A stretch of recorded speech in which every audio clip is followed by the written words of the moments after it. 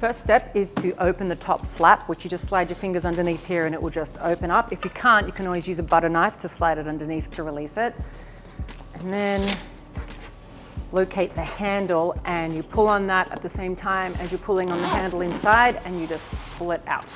Once you have the Indie Twin out of the box, locate the manual, which is inside this cardboard packet, and that also has your hardware for attaching the front wheels. So make sure you put that aside and don't lose it.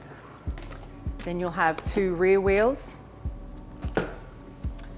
and the 2 front wheels. This unfolds. You can remove this cardboard that was here to protect the rear brake, which is already attached to the stroller, and just slide the cardboard out from underneath. You should also at this point locate the 2 bumper bars. Now that you have everything out of the box, you turn it over to sit down on the frame and to also have the fabric side up. Clearly we're doing this on a table, and when you're unboxing your own stroller, you'll be doing this on the ground. But this way you can see the steps involved. There's an auto lock on the side, you undo that, and that's what releases the frame. And that has now got the stroller unfolded. This is also how you can release the rear wheels. You pull up on the wheel release and it slides out. The cargo basket is attached by just unrolling it, and there's 4 snaps along here and they go over the lower bar on the frame.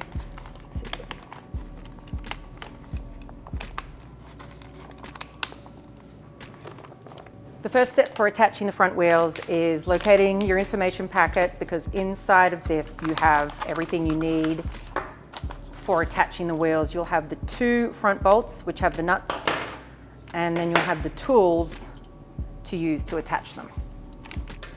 So you take the nut off one of them and you place the front wheel between the 2 front forks, and you line it up.